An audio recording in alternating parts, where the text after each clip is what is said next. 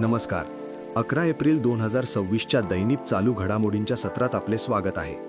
आजच्या भागात आपण महिला उद्योजकांसाठीचा वुमन या उपक्रम, उच्च शिक्षणातील VBSA विधेयक, भारताची नवीकरणीय ऊर्जा क्षमता आणि काही महत्त्वाच्या पूर्व परीक्षेसाठीच्या तथ्यांवर चर्चा करणार आहोत. चला तर मग सुरू करूया. सर्वात आधी चर्चा करूया वुमन या उपक्रमाबद्दल.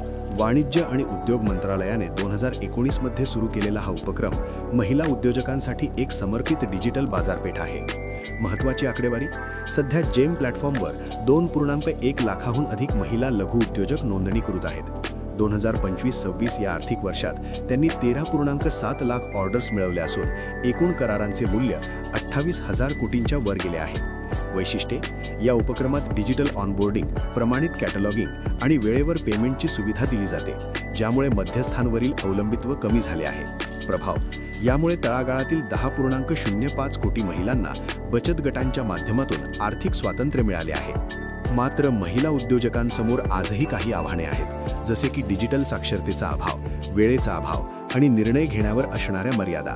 यावर उपाय म्हणून स्थानिक भाषेतील डिजिटल साधने आणि विश्वासावर आधारित प्रशिक्षण देणे आवश्यक आहे. विकसित भारत शिक्षा अधिष्ठान विधेयक 2025. शिक्षण क्षेत्रातील एक मोठा बदल म्हणजे VBSA विधेयक 2025. हे विधेयक UGC, AICTE आणि NCTE सारख्या जुन्या संस्थांच्या जागी एकच सर्वोच्च नियामक संस्था स्थापन करण्याचा प्रस्ताव देते. प्रमुख वैशिष्ट्ये: यात नियामक परिषद, मान्यता परिषद आणि मानक परिषद असे 3 विभाग असतील. महत्त्वाचं म्हणजे आता निधी देण्याचे अधिकार थेट मंत्रालयाकडे असतील. चिंता: काही तज्ज्ञांच्या मते यामुळे राज्यांच्या अधिकारांवर गदा येऊ शकते आणि नोकरशाहीचे नियंत्रण वाढू शकते. निष्कर्ष: उच्च शिक्षणात जागतिक दर्जा आणण्यासाठी हे विधेयक महत्त्वाचे असले तरी भारताच्या संघराज्य रचनेचा आदर करणे तितकेच गरजेचे आहे. भारताची नवीकरणीय ऊर्जा क्षमता. ऊर्जा क्षेत्रातील आनंदाची बातमी म्हणजे भारत आता नवीकरणीय ऊर्जा स्थापित क्षमतेत जगात 3ऱ्या क्रमांकावर पोहोचला आहे.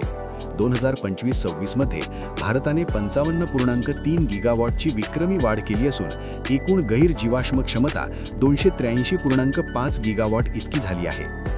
महात्मा ज्योतिराव फुले. इतिहासाच्या पानात डोकावले तर आज महात्मा ज्योतिराव फुले यांची जयंती आहे. त्यांनी 1848 मध्ये पुण्यात मुलींसाठी पहिली शाळा सुरू केली. 1873 मध्ये त्यांनी सत्यशोधक समाजाची स्थापना करून सामाजिक विषमतेविरुद्ध लढा दिला. त्यांच्या गुलामगिरी या पुस्तकातून त्यांनी जाती व्यवस्थेवर प्रखर टीका केली. राष्ट्रीय मानवाधिकार आयोग NHRC. शेवटी माहिती घेऊया NHRC बद्दल. 12 ऑक्टोबर 1993 रोजी स्थापित झालेली ही संस्था मानवाधिकारांचे रक्षण करते. अलीकडेच त्यांनी ग्लीडन ॲपवरील वापरकर्त्यांच्या सुरक्षतेबाबत मेटीवायला नोटीस बजावली आहे. NHRC स्वतःहून मानवाधिकार उल्लंघनाची चौकशी करू शकते. काबिल आणि कलाई 2 प्रकल्प. खनिज बिदेश इंडिया लिमिटेडला अर्जेंटिनामध्ये लिथियम शोधासाठी परवानगी मिळाली आहे, जे भारताच्या EV क्षेत्रासाठी महत्त्वाचे आहे. तसेच अरुणाचल प्रदेशातील लोहित नदीवर 1200 मेगावॉटचा कलाई 2 जलविद्युत प्रकल्प उभारण्यासाठी केंद्र सरकारने मोठी गुंतवणूक मंजूर केली आहे. अशा प्रकारच्या चालू घडामोडी जाणून घेण्यासाठी ॲग्री सुपर बी अकॅडमीला फॉलो करा.